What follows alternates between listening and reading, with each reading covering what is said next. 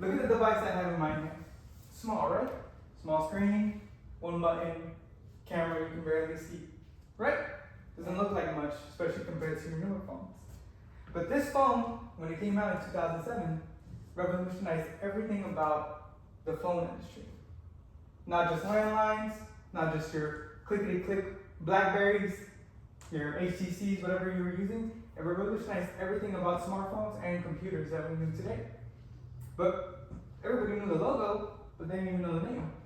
Wasn't until Steve Jobs went up on that stage and gave it the name. The iPhone. It's the one that everyone has been, 57% of Americans have been using for over the last decade. But how did Apple become what it became? We all see it. We see it on our MacBooks everywhere, but how did it become the trillion-dollar company they are now? Well, I'm going to break it down for you, starting with the people that started everything. That being Steve Wozniak and Steve Jobs. So Jobs and Wozniak, should I say, they met at the Homebrew Club in 1975 in California. They were just some hobbyists, like computer hardware, software, like to come together, create new stuff. And when they got together there, they were like, you know what? We want to make our own thing. We want to revolutionize computer or personal computing. Because back then, computers were, honestly, the size of this room. Huge. So they started off small. And in April 1st, 1976, they started Apple with the Apple I, the very first device from Apple themselves. And it looked like this, just a small board. But they sold that to a store and began selling it to more, and to more, and to more, and realized, hey, not only are we pretty good at this, but we're confident in what we're making. And because of that, they were like, we're going to use this foundational piece to make their next product, the Apple II. The Apple II being the biggest, definitely the biggest step in their path to what Apple would become, a large corporate identity. And because of that, their sales went from only 7.2 million to 117 million in 3 years. That's even more than 1,000%. All because of the Apple II, because people loved it so much, and because they brought out new things, graphics, designs. People could use it for multiple things, and they loved it. They loved that about that machine.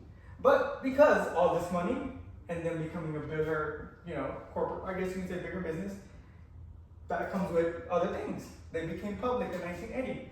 So that includes shareholders, a new CEO, a bunch of new faces that, for better or for worse, began to change after. Which brings us over to our next part.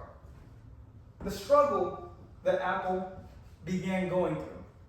And when you say struggle, you can mean multiple things, but in this instance was their next two models, the Lisa and the Macintosh being, the first version of the Mac, came out respectively 1983 and 1984. They were struggling at the beginning, unfortunately. Lisa came in underwhelming, same thing with the Macintosh, and makes sense. Lisa came out $10,000 in 1983. $10,000 back then is quite a lot now, especially if you think about inflation. And so not everybody could use it. Macintosh, a lot cheaper, but it was a little bit too little too late for one of the most important people there. Unfortunately, Wozniak left in 1981, but Steve Jobs was still there. But unfortunately, not for long. Because of all that, there was a conflict rising between him and then CEO John Scullin. He felt like the Mac they should have paid more attention to the Mac.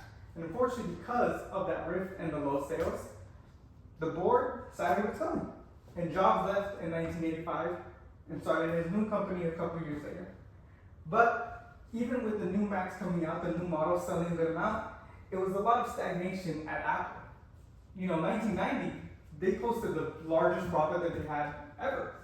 But soon after that, they couldn't really keep up with Microsoft, a couple of other employees and engineers at Apple started creating their own businesses. And because of that, they kind of didn't know where to go from there, especially with their operating system. So this was the low point.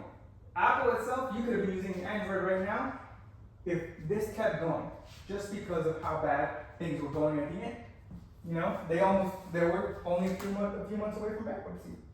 But in 1996, we see a familiar face.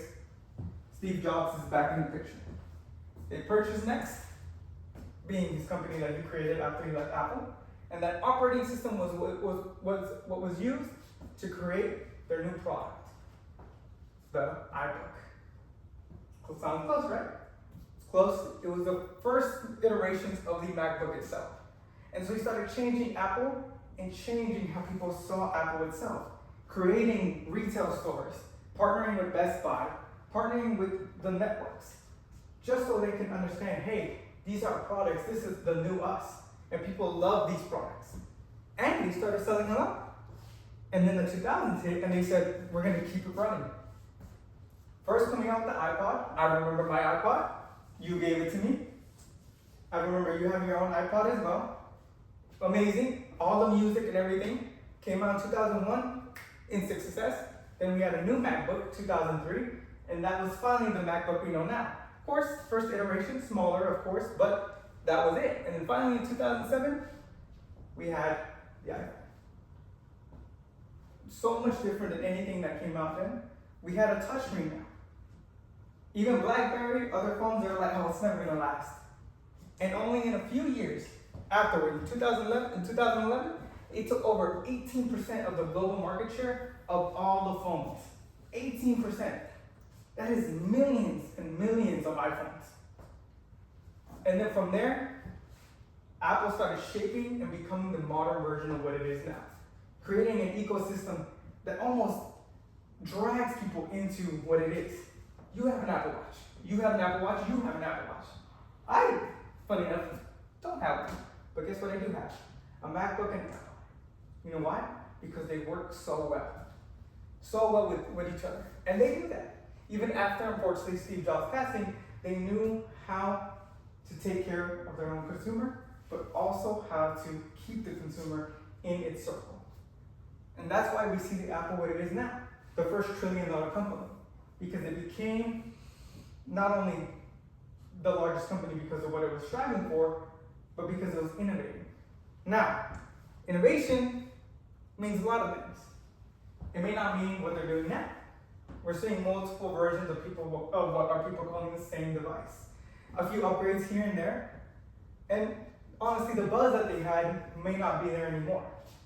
But who knows? A few years, they might even become the most valuable company again, with just a few changes, a few new products, something to bring even more people into the Apple ecosystem. But for now, we'll just have to see. We'll just see Apple for what it is now, but it's still one of the largest companies in the world. Thank you.